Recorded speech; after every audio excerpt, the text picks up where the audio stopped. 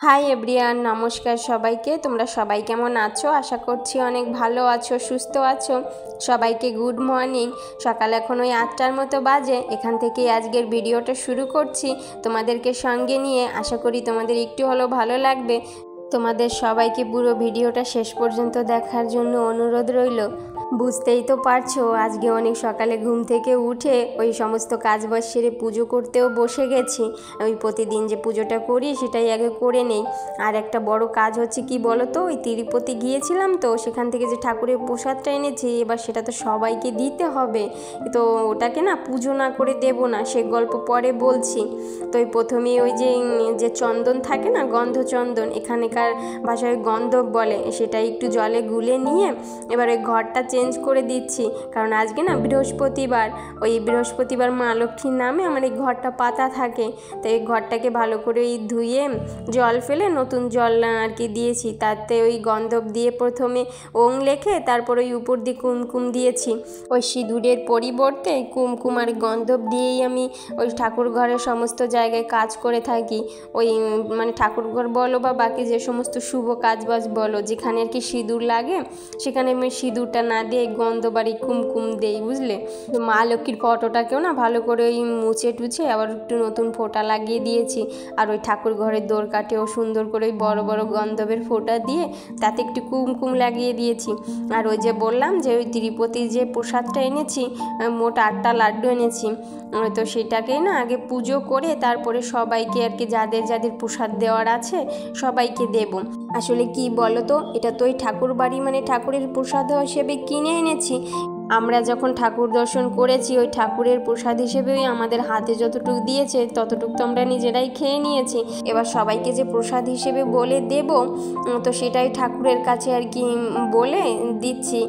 যদি কোনো ভুল ত্রুটি ওই অন্যায় অপরাধ যদি করি তাহলে ওই ঠাকুর যেন ক্ষমা দৃষ্টিতে দেখেন। ঠাকুরের এই লাড্ডুটা মুগ্ধর যে এতটা প্রিয়, দেখেছো, যখনই খুলতে দেখেছে তখনই দৌড়ে চলে এসেছে।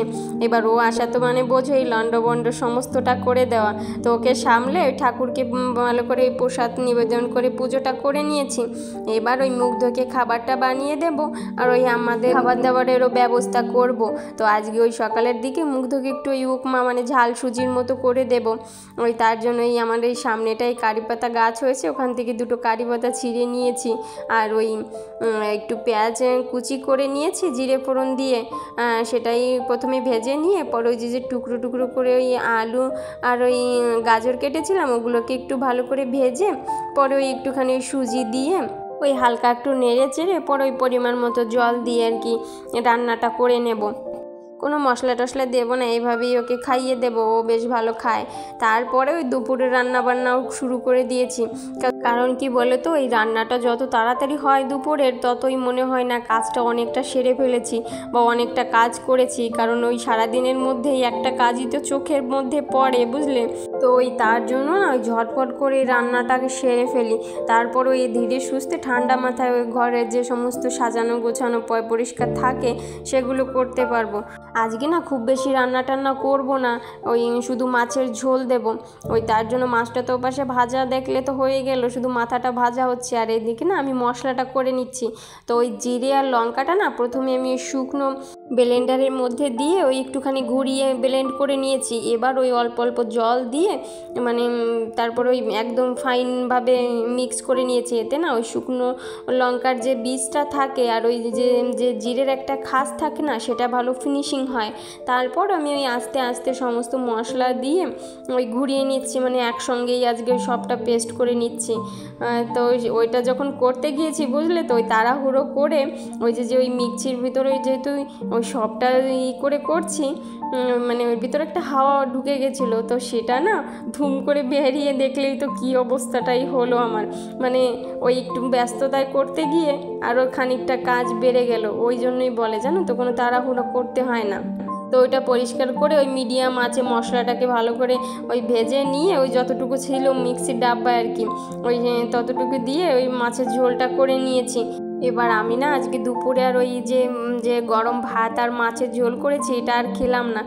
কারণ এই পান্তা ভাতটা না আমাকে টানছিল। ওই একটা মাছ ভাজি দিয়ে কাঁচা লঙ্কার কাঁচা পেঁয়াজ দিয়ে, মানে এর থেকে আর অমৃত খাবার কিছু হতে হয় না, বুঝলে তো। আর বরকে ওই আর ছেলেকে তো খাইয়ে দিয়েছি, এবার ওই পান্তা খেয়ে দুপুরে এমন একটা ভাত ঘুম দিয়েছি না, একদম 2 ঘন্টা পার হয়ে গেছে কোথা থেকে নিজেও বুঝতে পারিনি।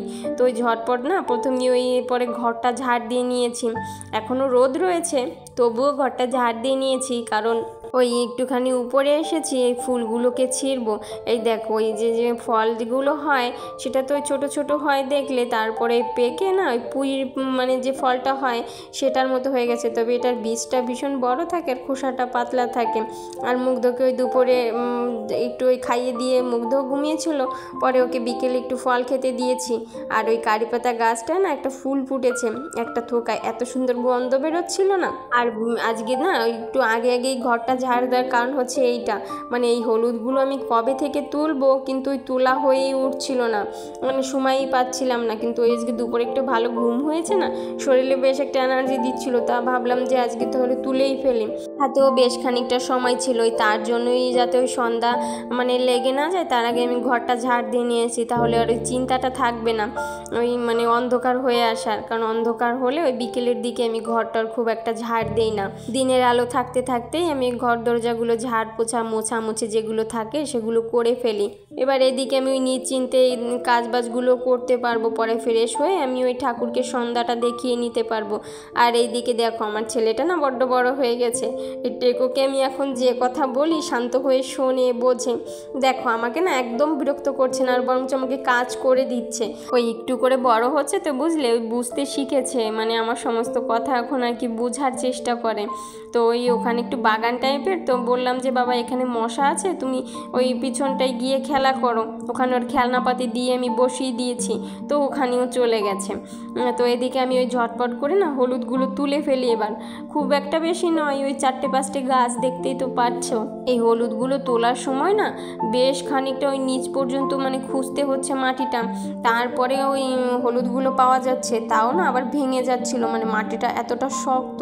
আর এই হলুদ তোলার সময় ওই হলুদটা যে ভেঙে গেল না, আমার গাটা যেন কেমন একটা করে ওঠে, মানে ওই যদি ওই কাটারির গায়েও যদি লেগে যদি হলুদটা কেটে যায়, মানে আমার গাটা যেন কেমন একটা খচ করে ওঠে, বুঝলে তো। ওই তার জন্য একটুখানি সময় নিয়ে ধীরে সুস্থে আরও করতে হয়, একটুখানি বেশি টাইম লাগে।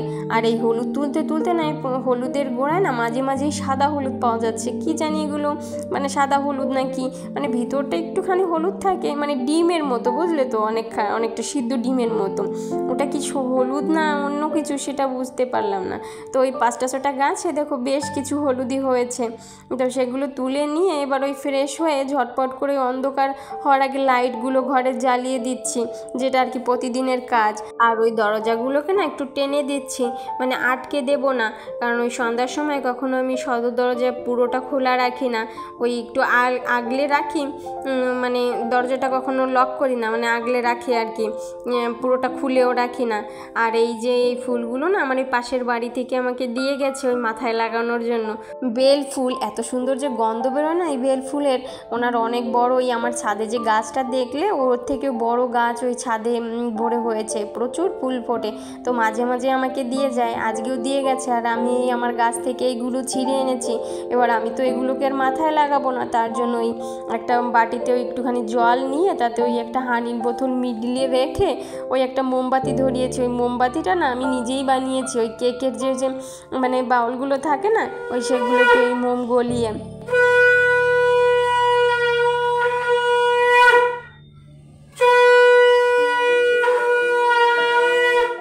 তো সেটাই ওই ধরিয়ে ঠাকুরের সামনেটা রেখে দিয়েছি, পুরো ঘরটা সুন্দর একটা গন্ধে মৌমা করছিল, আলাদা একটা পজিটিভিটি এনার্জি দিচ্ছিল। ঠাকুর ঘরটা ভালো করে ওই বিকেলবেলায় পরিষ্কার করে ঠাকুরের যে প্রসাদ টুসাদ দিয়েছি সেগুলো সরিয়ে নিয়ে ঠাকুরকে সন্ধ্যাটা দেখিয়ে নিয়েছি।